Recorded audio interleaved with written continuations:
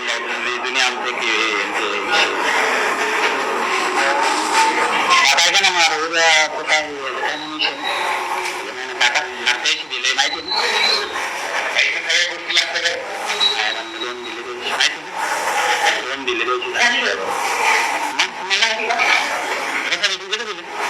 किरकोळ वादातून झालेल्या भांडणाचे प्रकरण मिटवण्यासाठी आणि अॅट्रॉसिटीचा गुन्हा दाखल होऊ नये यासाठी देहू पोलीस ठाण्यातील एका पोलीस अधिकाऱ्याने उद्योजकाकडून तब्बल 1 लाख रुपये घेतल्याचा गंभीर आरोप समोर आला आहे। विशेष म्हणजे संबंधित अधिकारी पैसे घेत असल्याची कबुली देतानाचा व्हिडिओ उद्योजकाने थेट पोलीस आयुक्तांच्या जनता दरबारात सादर करण्याचा प्रयत्न केला। मात्र या गंभीर आरोपाची दखल घेण्याऐवजी उपस्थित वरिष्ठ अधिकाऱ्यांनी तो व्हिडिओ पाहण्याचेही टाळल्याचा आरोप करण्यात आला आहे। मी मोहन शिवाजी राऊत, राहणार मामुर्डी देहू रोड। मी एक व्यावसायिक आहे। सुमारे 1-1.5 वर्षापूर्वी मी माझ्या कामानिमित्त माझ्या कारने निघालो असता रस्त्यामध्ये एक आडवी गाडी लावून एक मनुष्य मध्यधुंद अवस्थेत वाद घालत होता। त्याला म्हटलं मी गाडी साईडला घे, मला जाऊन दे। तर त्याने उद्धटपणे उत्तर देऊन तिकडून जायला रस्ता नाही का, तुम्ही तिकडून जाऊ शकता, इथूनच गेलं पाहिजे असं काही नाही। त्याला म्हटलं अरे असं का बोलतो। त्या बोलण्यातून बाचाबाच झाली। थोडंसं बाचाबाचीचं रूपांतर थोडंसं झाटापटीत झालं। त्यानंतर त्याचा दारू प्यायल्याचा वास आला। म्हणलं या माणसाच्या आपण तोंडी लागणं उचित नाही, म्हणून मी निघायला लागलो। तर त्यांनी परत मागून येऊन मला मारहाण करायचा प्रयत्न केला। त्यानंतर मग मी माझ्या एक भावाला वगैरे फोन केला, ते आले।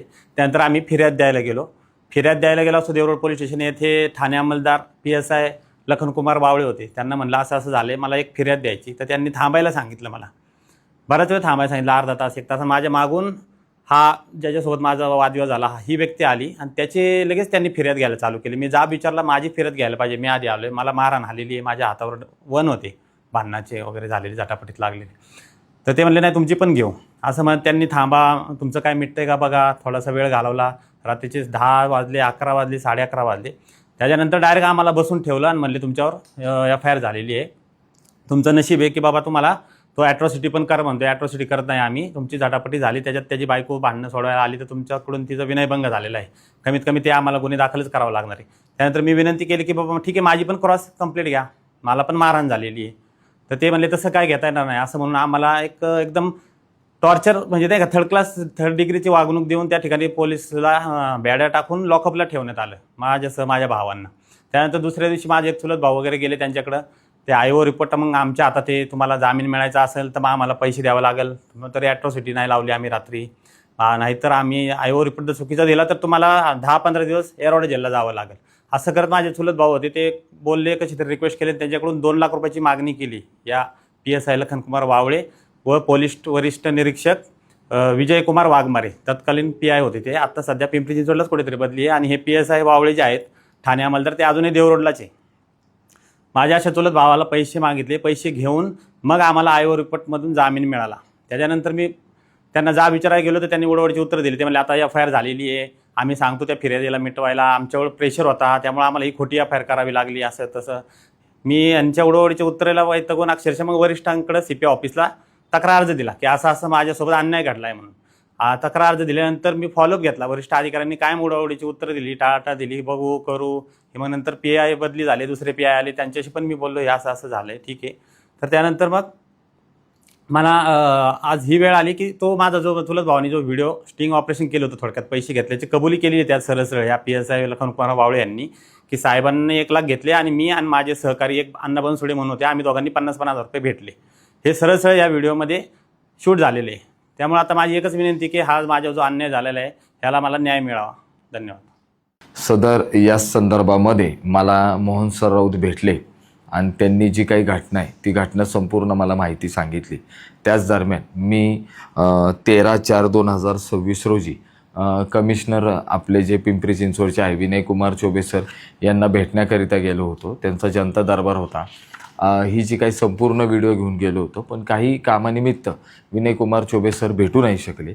त्याच दरम्यान तिथे त्यांचे जे वाचक आहेत, रीडर म्हणतात त्यांना, सिनियर PI नितीन गीते आणि तिथले अजून एक वरिष्ठ अधिकारी आहेत, त्यांचं पद माहीत नाही आहे आम्हाला, सारंग आव्हाड म्हणून कोण आहेत, ते विनयकुमार चौबे सरांच्या चेअरवरच बसले होते। ते लोकांना ॲड्रेस करत होते, बोलत होते काय आपल्या अडचणी आहेत काय नाही। तर त्यावेळेस आमचा टोकन क्रमांक 26 होता आणि हा टोकन क्रमांक 26 आल्यानंतर आम्ही गेलो, तिथे बोललो. माझा मित्राचा आम्ही एकत्र गेलो. तर तिथे मी त्यांना सांगितलं की सर बाबा असं माझ्याकडे एक छोटीशी क्लिप आहे देवरोड पोलीस स्टेशनची, तर आपल्याला दाखवायची आहे. असं आमच्या मित्रावर अन्याय झालेला आहे. तर सारंग आव्हाड जे कोण असतील ते अधिकारी आणि नितीन गीते यांनी कुठल्याही प्रकारे आमचे काही एक तक्रार ऐकून घेतली नाही. चलो झाले, आता जेवढे टोकन होते तेवढंच आम्ही करू, ह्याच्या पुढे नाही. तर सदर माझी ह्या माध्यमातून आपल्या सर्वांना पोलीस प्रशासन असेल किंवा आपले जे पोलीस महासंचालक असेल यांना एक विनंती असेल की आम्हाला जे आयुक्त लाभलेले आहेत ते खूप चांगल्या पद्धतीने सगळा विषय हाताळत आहे, पण एखाद्या व्यक्तीला असं ब्लॅकमेलिंग करून तुमचा विनयभंग होईल किंवा ॲट्रॉसिटी पडेल तुमच्यावर, हे प्रकरणं वाढायला लागलेली आहेत. की आम्ही तुमच्याकडनं जर तुम्ही आम्हाला पैसे दिले, आज आमच्या मित्रांकडनं त्यांनी 50,000 रुपये असे 1,00,000-2 लाख रुपये घेतले आणि तुमच्या गुन्हा दाखल करत नाही, सिव्हिअर ऑफेन्स आम्ही दाखल करत नाही, तुम्हाला जामीन कसा सोपा भेटेल ते आम्ही बघू. असे जर पोलीस प्रशासनामध्येच भ्रष्ट पोलीस अधिकारी असतील तर पूर्ण जनतेला न्याय मिळणार नाही. तर माझी ह्याच्या माध्यमातून एक विनंती राहील. आणि त्याच दरम्यान मी माहिती अधिकार पण दिला होता. त्या दरम्यान माहिती अधिकारसुद्धा पोलीस आयुक्तालयामधनं कुठल्याही प्रकारची माहिती देण्यात आलेली नाही. इवन नितीन गीते यांनी तर ही माहिती कुठलीही जनहिताची नसून, त्यामुळे व्यापक जनहिताची माहिती नसून सदरची माहिती आम्ही अर्जदार यांना पुरवता येत नाही, अशी माहिती मला नितीन गीते यांनी दिलेली आहे. बरं, पोलीस स्टेशन हे कुणाच्या घरचं नाही किंवा प्रायव्हेट नाही, पोलीस स्टेशन हे कॉमन आहे. पोलीस स्टेशनमध्ये येणारे कुठलंही हे सार्वजनिक प्राधिकरण ह्याला संबोधलं जातं माहिती अधिकारामध्ये. तर त्यांना जनहित आणि व्यापक ही माहिती ती माहिती असं नितीन गीते यांना करता येत नाही. किंवा त्यांचे जे कोण असतील वरिष्ठ अधिकारी सारंग आव्हाड, हे जनतेच्या कराच्या पैशातून हे तिथे बसलेले आहेत. त्यांच्या जनतेच्या करातून त्यांचे जे काही पगार होत असतील, जे काही त्यांचे ड्यूज येत असतील, व्ह्यूज जे काही येत असतील, तर आमचे एकच मागणी आहे की मोहन जी राऊत यांच्यावर जी काही खोटा गुन्हा दाखल करण्यात आलेला आहे तो त्वरित रद्द करण्यात यावा. जी काही खोटी FIR केलेली आहे ती, आणि या प्रकरणाची चौकशी करण्यात यावी. सदर तोपर्यंत जे कोण अधिकारी असतील, पोलीस अधिकारी अण्णा बनसोडे असतील किंवा कोण अजून इतर पोलीस अधिकारी असतील, यांचं त्वरित निलंबन कार्यक्षम अधिकारी आमचे जे CP आहेत, commissioner of police Vinay Kumar Choubey यांनी करावं. कारण साहेबांचं काम खूप एक चांगल्या पद्धतीने आहे आणि पारदर्शकता काम आहे. तर ही एवढी आमची मागणी राहील. सदर या प्रकरणात त्यांनी अशी जी काही माहिती, खोटी माहिती दिली मला की जनहिताची नाही, व्यापक नाही, त्यामुळे मी आता परत ह्याच्यामध्ये अपिलात सुद्धा गेलेलो आहे. प्रथम अपिलात 19च्या 1 प्रमाणे अपिलामध्ये गेलेलो आहे आणि ते अपील मी पोलीस आयुक्तालयामध्ये सादर केलेलं आहे. हे अपील आहे. आणि आता कोणती माहिती देतात आणि कोणती नाही आपण बघूच. पण त्याच दरम्यान तिथले जे परत एक जे अधिकारी आहेत देवरोडचे, ते परत आमच्या मित्राकडून कमीत कमी परत पैशाची, जास्त पैशाची मागणी करत आहे. आता आकडा तो आम्हाला माहीत नाही, पण जास्त पैशाची मागणी करत आहे आणि हे तुमचं प्रकरण मिटवून देऊ आणि तुम्हाला यातनं सोडू, निर्दोष मुक्तता करू, अशा प्रकारे आमचे जे मित्र आहेत व्यावसायिक, त्यांच्याकडे ही मागणी होत आहे. त्याची त्वरित चौकशी होणं गरजेचं आहे आणि तोपर्यंत सर्व अधिकारी निलंबित होणं गरजेचं आहे.